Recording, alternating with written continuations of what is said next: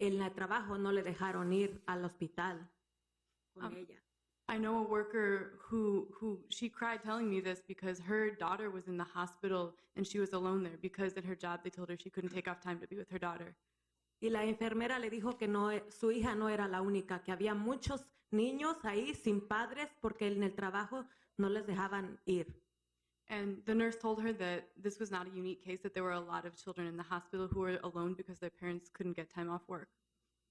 Y para mí el discurso de los pequeños negocios y grandes negocios es una tontería, porque los trabajadores, aunque uno se enferme, su negocio sigue trabajando, ¿verdad? Siguen ganando dinero.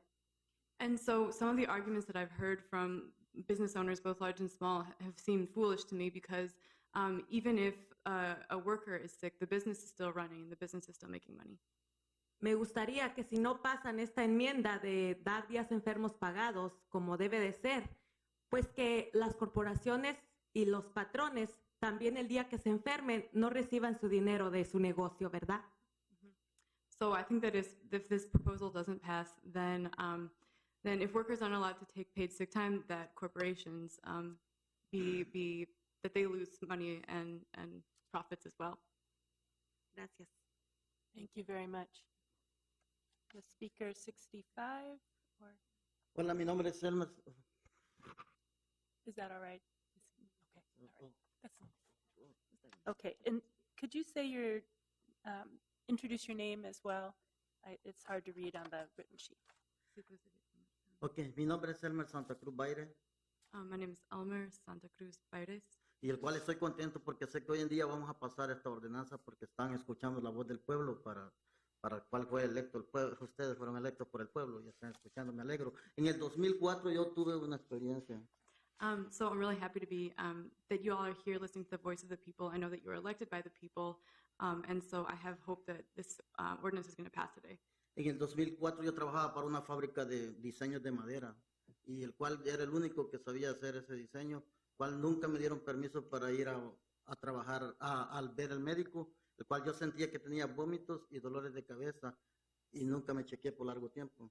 So in 2004, I was working in a factory. I was making wood designs, and I was a skilled worker, the only person who knew how to make this specific wood design. And because I was valued, actually, I wasn't allowed to take time off. And I felt that I was sick. I was vomiting. I had pain in my head. Hasta que un día no me pude levantar y me llevaron de emergencia a la clínica de la ley. Until one day, I simply could not get out of bed, and I was taken to the emergency room on Lake Street. ¿Qué fue lo que encontraron cuando me hicieron los exámenes de emergencia? Que hallaron que tenía infección en el cerebro. And so when they checked me out, they told me that I had an infection in my brain. ¿Y qué fue lo que pasó? Me hicieron la cirugía en el cerebro. ¿Qué pasó cuando estaban haciendo la cirugía? Me vino un derrame cerebral. And so they had to perform brain surgery on me, and I had a stroke. El cual eso me trae consecuencias. Estoy en vida, la parte izquierda de mi cuerpo está muerta. Si yo hubiese tenido días de enfermedad, hubiese tenido permisos por los jefes, lo hubiera ido al médico inmediatamente y no estuviera como estoy ahorita. And this is affecting my body even today. Like the left side of my body is like partially dead. Like I can't, I don't have like the full capacity in my body. And if I had access to paid sick days, I would not be having these consequences today. Hoy en día soy organizador en el SIU, local 26, el cual yo escucho estas historias que a mí me venían pasando, las escucho a diario y yo siento que esto es una urgencia pasar esta. So today I'm an organizer with SEIU Local 26, and day in and day out I hear these same stories from workers, and so I feel a lot of urgency that we pass this proposal. Gracias, espero que pasen esta ordenanza porque los trabajadores se lo agradecerán. So thank you, and I hope you pass this proposal because workers will really appreciate it. Speaker 65, and then if we could see Speaker 67, Molly, Speaker 68, Tressa Casey, Speaker 69, I believe, has spoken. Speaker 70 is Tim Mahoney. Hi, thanks. My name is Sarah Nelson. I live in South Minneapolis. I'm currently a PhD student at the University of Minnesota. But prior to that, I worked in many different service, retail, and manual labor jobs in several states and abroad from my first job when I was 13 until the age of 27 when I went to grad school. So I do speak from experience when I say how detrimental it is to one's health and to one's productivity to be forced to work while sick, especially as a low-wage worker with precarious employment. But since others here today have spoken to the employee experience much more effectively than I can, I just want to voice my support of this ordinance as a resident of Minneapolis. On what I think is an obvious level, paid sick and safe leave is a public health issue. Sick employees pose a risk of contagion to their coworkers and to their customers, as we've heard. There's also now a great deal of research demonstrating that paid sick leave increases workplace productivity. But beyond these basic facts, paid sick and safe leave is a human rights issue. I don't want to live in a city where people have to choose between their health and the health of their children or dependents and their job.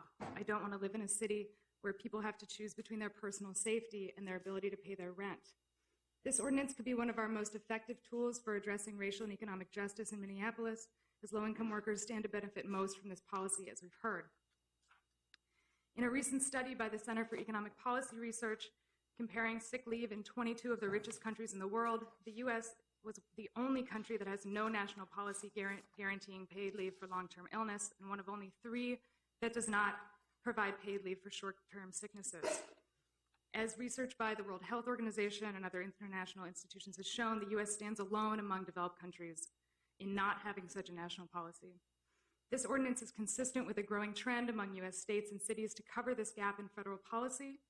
It makes crucial interventions that would significantly improve workers' lives, the welfare of their families, and public health and productivity in general. But it's still a small step towards the kinds of social welfare policies that would be necessary to address Minneapolis's persistent racial and economic disparities. The City Council should pass this ordinance with all of its essential provisions and not water it down or weaken it by excluding certain classes of workers. It's good for workers, and it's good for the economy, and it's good for Minneapolis. Thank you. Thank you. Is there a speaker 67? If not, is there a speaker 68? Come forward. And then I think the next will be Tim Mahoney, and then after that, 71, Ashley Fairbanks. Hi, my name is Tressa Casey. I live in Whittier neighborhood. I am a public health nurse. I work with Hennepin County Medical Center, and my opinions are not the same as whatever. I don't want to get sued. Okay. I see adults in the home setting. Most of them that I see, it's too late for them to receive earned sick and safe time. Many rely on Social Security disability, or have to spend down their assets to get medical assistance, or don't even qualify for necessary benefits, and it's devastating. This is especially devastating because a lot of the clients I work with have diagnoses that are manageable if they were given the correct resources, if they were given the correct treatment and education, like diabetes, CHF, COPD, asthma, different mental health diagnoses. A lot of my clients' stories start with being unable to go to doctor's appointments due to scheduling issues, or going back to work against medical advice after surgeries to ensure they don't lose their job, or increasing need for care in the ER. This is absolutely a disparity issue. This is absolutely disproportionately affects the Black, Native, immigrant, and refugee communities. These communities have historically been left out of unions, unable to get medical care, and have had numerous other policies that have been purposefully passed to treat these communities unequally. On top of the historical and current experiences of trauma and personal disrespect, we owe it to these communities to pass this now. And I would like to specifically address the comments made by the majority of health professionals and health facility managers that came today related to the verbiage of casual workers. I urge you to not pass this ordinance because of this. As healthcare professionals, we have to remember that any issues that we have as disproportionately lily white organizations is nothing compared to what our patients have gone through and go through every day. Please put the needs of our community as a priority over health professional issues, because health professionals are responsible for perpetuating and validating racism to begin with. Thank you. Thank you. Our next speaker, I believe, is number 70, as 69 already went. I just want to ask, I think we're getting to a period where some people may have left or traded their numbers, so I want to ask if there are numbers 71, 72, 73, 74, 75, anybody come forward? And then also, so that you know, after this speaker, I'm going to transfer the chair to Councilmember Johnson, who will continue to run the public hearing. Thank you, sir. Madam Chair, fellow council, My name is Tim Mahoney. I own the Loon Cafe in downtown Minneapolis. I've been a small business owner for over 30 years. I'm also the president of the Warehouse District Business Association. Over the last 6 months, we've been dealing with this sick leave and other things involved with this. I've been to many meetings, and a lot of small businesses like myself have a lot of hard questions. I don't believe this ordinance has answered any of those questions. We're worried about them. It's a big issue for the small business owner like myself. So as the Warehouse District Business Association president, I have problems with it for my people. But as an owner of a small business, I'm going to tell you directly, because of the short time, what it will do for my business and what the decisions that I'm going to have to make. One size does not fit all. But the main decision for me is my cost of goods will go up. Other people, deliveries, salesmen, purveyors, anyone that does business in this city will have to raise their fees or whatever they're charging me to accommodate this. That gives me a disadvantage to everybody around us, first ring suburbs, second ring suburbs, third ring suburbs, and et cetera. The other question I have for you is, for me who offers health insurance, how does this affect my health insurance program? Do I still offer 100%? Probably not. Do I offer 50%? Maybe less. Now, who does that help? Certainly doesn't help my employees. The other thing is, the way this ordinance is written, when you start talking about 30 hours a week, when the Obamacare came in, Applebee's mandated that their full-time employees would go down to 27 hours a week so they wouldn't have to pay it. So now what's going to happen? I'm going to be put in a position where, do I make my employees 30 hours and less, or do I continue to let them make the money that they're used to making? The other question I have for you as a business owner is, the administration time that we have is limited. We're working all the time. It's not a 9-to-5 job. Administration, keeping track of these hours and all that sort of stuff for small business is going to affect us. Another thing. And Mr. Mahoney, if you could wrap up or get close to, please. Well, here's the situation. How are we going to pay for this? The mayor was at our annual meeting with Jacob the other day. She said in her budget $200,000. Well, I don't think $200,000 is going to cover it the way it is right now. So the question you have to ask yourself is, when we get down this path, who's going to pay for it? How are we going to pay for it? There's questions that the small business owners want to know, want to be answered, and they're not. Thank you for your time. Thank you. So I'm going to transfer the chair right now to Councilmember Johnson, and he will continue to call on speakers. Thank you, Madam Vice President. Our next speaker is Ashley Fairbanks, number 71. And we also have number 72, 73. Is 71 here? No, we'll go on to 72. Are you 72? 75. All right. Anybody else in between? We'll have them. Jump in? Yes, please. My name is Todd Ferrara. I'm a resident of Linden Hills neighborhood. I also own a business at 130 Plymouth Avenue in Minneapolis, Standard Heating and Air Conditioning. I want to just say that for the record, my company and the various businesses that I'm associated with have very generous paid personal time. We just changed our personal time to 160 hours the first year of paid personal time. I am opposed to this ordinance, and I'll just say why I'm opposed to this ordinance. We have problems in our city of poverty. We have problems that need to be solved, and I absolutely honor and respect your position and the responsibilities that you have in making decisions to affect things like crime and poverty and social justice. However, I just do not believe a municipal government should be doing this sort of ordinance. I think this is a state matter or a federal matter. I think you should, and I would be happy to even lobby for state efforts to mandate this. But I just think that the city of Minneapolis ought not be in the business of doing this. And one of my main indicators is when I hear business organizations and small businesses talk about the overburdensome regulation. Believe me, I know. I'm a contractor. I know a lot of city regulation and how it impacts my business. This is just adding more and more to the regulations, to the administration that's required. My concern is that You are just not listening to your businesses. You're not listening to the very engine that's creating opportunity. So I believe in the free market system, and I just believe that this should be a state matter, not a city matter. I do not want to see a city of Minneapolis Labor Department that's regulating businesses in this manner. But I recognize, that you're going to probably vote for this today. I just wanted to come down and express my thoughts. Thank you. Thank you. Our next speaker, number 76.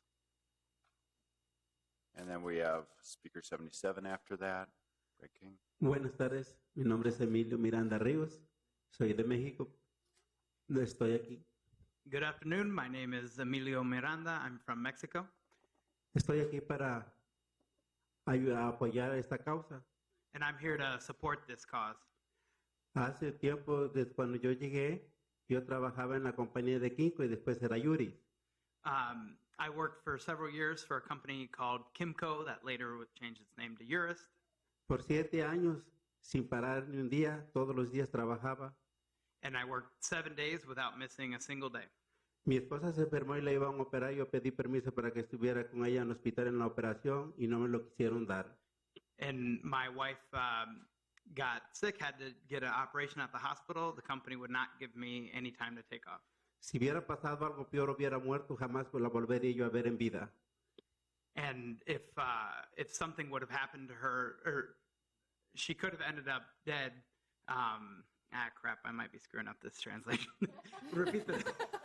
Si algo hubiera pasado o ella hubiera muerto, jamás la hubiera yo volvido a ver en vida. Oh, he was saying if something terrible would have happened, it would be impossible for me to keep living.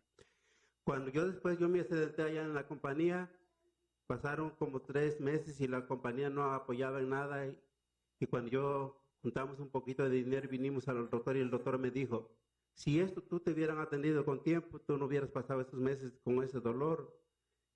Y yo en la pobreza en la que estábamos y sin pedir ningún beneficio por parte de la compañía, ahí íbamos a la iglesia a pedir comida para sostenernos porque la compañía ninguna ayuda nos daba. And so I had an incident at one point and resulted me going to the hospital. It ultimately, the doctors told me, if you would have come in many months earlier, we would have been able to solve this problem a lot earlier, would have resolved a lot of pain. This situation led me to actually having to go to the church to ask for food because I wasn't able to support my own family. Por eso es justo y necesario de que este paso se lleve a cabo para beneficiar no nomás a los trabajadores, se beneficiarían todos porque habría una igualdad. And that's why it's important that this law is passed so that not just for workers, but that everybody has equality. Gracias. Thank you. Thank you. Gracias. Speaker 77, Greg King. Good evening. My name is Greg King. I live in the Hale Page Diamond Lake neighborhood, Ward 11, and I'm excited to be here today. Thank you for creating this exciting opportunity for Minneapolis to take a step in the right direction. I happen to be someone who does have paid sick time, but I'm also here on behalf of my brother, who lives in Northeast Minneapolis at 26 and Polk, and who could never come to something like this because he works, and he works an awful lot. He works in the food service industry. He's been a head chef, a sous chef, a line cook, a caterer, a food truck owner, and working is not the problem. He's putting in 60, 70 hours a week, and like me, he has a family to take care of. The problem is he's got a chronic lifelong health condition. And I know that when it comes to questions of whether he's going to stay paying the bills and staying in his house or whether he's going to take care of himself, I know what he's going to choose because he's been choosing it for years. And so I'm very excited to see this ordinance proposed. It's an opportunity for him to take care of himself and his family. And also as a member of Isaiah, a faith-based group that works on racial and social justice, I believe that we are called to care for each other and to build a beloved community. I believe we have the resources to do that. I know we do. And I believe that this is a step away from the race to the bottom that a lot of the narratives tell us is the way to go to remain competitive. We have to take care of people like my brother. They're the lifeblood of the city. They're taxpayers. They're customers. They're workers. And although he's in a company today that will cover him, more than 6 employees, I know that 2 weeks from now in the food service, he could be in a catering company of 3 people. So I urge you to take this step and quickly look at how we can embrace every worker in our city. And then I look forward to working with our business partners on expanding it to the state so we don't have to track people everywhere. So thank you. Thank you. Number 78 or 79? 80? 80, all right. Hi, my name is Kristin Melby, and I live in the Longfellow neighborhood. I also teach in Anderson School with Minneapolis Public Schools in the Phillips neighborhood, and I've worked in the district for over 10 years. And I'm here to say that that when we talk about paid sick time, we're not talking about a bureaucratic inconvenience for employers. We're talking about the health and well-being of students and children and families. And no one thinks that it's okay to send your kid to school when they're sick. I see every day kids come to school sick, and they get sicker until they need to go to the emergency room, and it's not because their parents don't care, but they have an impossible choice to make. And I think it's shameful that it's 2016 and parents are still put in that position. As an educator, what that does is it means more children in my classroom get sick, because sick kids make other kids sick, and it puts other families in a terrible situation. And while I'm really excited about this possibility, I feel like how have we waited so long? And I can't believe that, like, nothing I would expect someone else to do, that I wouldn't expect someone else who has kids just to have to make those decisions. I have a child here. Just this week, I took a day off so I could stay home with him. Why doesn't everyone have that right? To me, this is a human right. It's basic. We have a lot of other amazing things that we can do and the city council can do, but this is like the very basic. If we can't take care of our families, and maybe break the microphone, then we can't do anything else.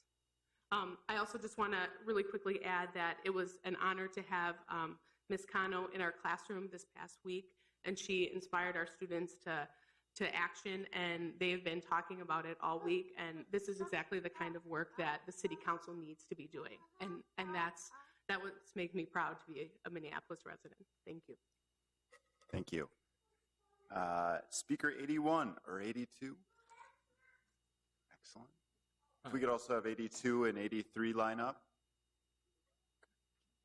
Yes. My name is Phillip Uhlich. I live in Minneapolis in the Kingsfield neighborhood. I want to just say thank you to the council for having this public hearing.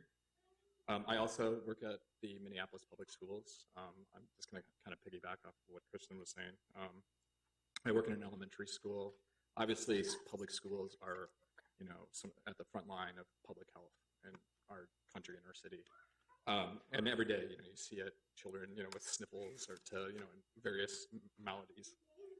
And I'm personally glad that I have a union contract that allows me to have personal time off or sick leave, basically, because when you're exposed to that, you really need to have that so you're not further infecting other children.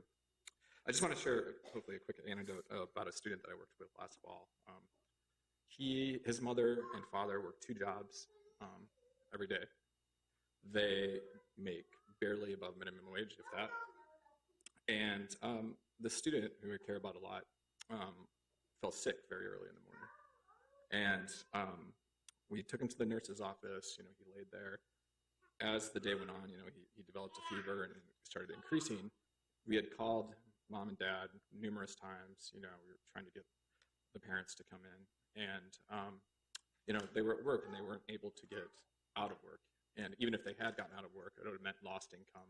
It would have meant, more hardship for them. So by the time his parents were finally able to come at the end of the school day, later that night, he ended up in the emergency room. And I just can't help but think that if his parents had been able to come earlier, that could have been avoided some way. And I know it burdened the family too, because all of a sudden there were these health expenses that got added that they probably wouldn't have had to have if there had been sick leave available for them. So just as an educator, I think it is evident that parents and children need paid sick leave. There should be an ordinance that mandates that. And many, because many parents are living paycheck to paycheck, obviously needs to be compensated and paid.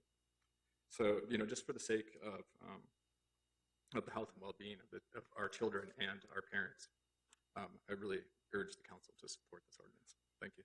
Thank you. Speaker 82, which is our last on the list, and we'll have an opportunity for anyone else who hasn't signed up. Please. Hi. I'm Speaker 82, I guess. My name is Tad Hinenkamp. I am an educator in the public schools. I've been in part of the public schools for about 8 years. My current position is I'm a SEA, which is a special education assistant at St. Joe's Home for Children, but I work on the public school side there. As an educator, I feel it's really imperative that everyone in my community receive paid sick days, especially parents who need to take care of their children. I know that I've done that myself for my stepchild, and then as well I've done it for my own sicknesses, like from appendicitis to pink eye to any number of illnesses. When I need a day off, I'm very grateful that I can take that day off and get paid for it. I see firsthand the difficulties that a lot of parents face when their child is sick. These are decisions that I feel that no parents should ever have to make, and they disproportionately affect single parents, I would say women and people of color. When parents have no paid sick days, they are put in a terrible predicament. Do they send their child to sick to school? Do they stay at home and take care for their child, or risking potentially job termination or a loss of wages? And in low-wage work especially, you need that payday because you are living paycheck to paycheck in order to cover the basic needs. So oftentimes parents must leave their child at home alone with someone that they might not be able to trust, whether that's a boyfriend or a cousin or an uncle, a neighbor, or whoever. And this option doesn't cost a lot of money, but it can set up an unsafe situation where the young daughter or son or whoever is left with an uncaring or even a predatory adult. Like I said, I work at Metro St. Joe's, and most of the young children I work with have experienced unimaginable trauma due to sexual, physical, and emotional abuse from predatory adults. And a lot of times these are situations where a parent has had to place them in a situation that was unsafe. And once again, these children will live a lifetime of nightmares due to this abuse. And as a community, I think we need to do more to protect our children and give dignity to our parents. What's wrong with giving single moms and parents earned sick days so they can take care of their child? And no hardworking parent should lose their job or a day's pay because their child is sick. So I just think it's the right moral thing to do. Thank you. Thank you. That is the last of the speakers that have signed up. Is there anyone here who has not spoken today who would like to speak? If so, please come on up. And afterwards, if you could state your name, and then afterwards, if you could go over to our city clerk here and make sure you just sign in so we have your information for the record. Yeah, absolutely. My name is Tony Williams. I'm an organizer. I live at 2412 Jefferson Street Northeast in Ward 1. I just want to say thank you all for this marathon of listening to people's concerns about all of this work today. This is something that we can move forward on. This is something that can absolutely change the fabric of how our city relates to each other. And it's not nearly as worrisome as people come to expect. You know, looking at a lot of these other cases, a lot of the same objections and worries and neuroses came up when ordinances were proposed like this in San Francisco and California and other places. The fact of the matter is that when all's said and done and the dust settles, even the business owners support all of this stuff. You know, the San Francisco Chamber of Commerce is overwhelmingly in favor of this. The vast majority of sick days generated in California on a regular basis don't even get used because employees don't need to use them as efficiently. So I just want to say, you know, it's clear that there's some consternation about this, but when all the dust settles and you all have made the right decision, I'm confident that this is going to work out really well for everybody. So thank you. Thank you. All right, please approach the mic.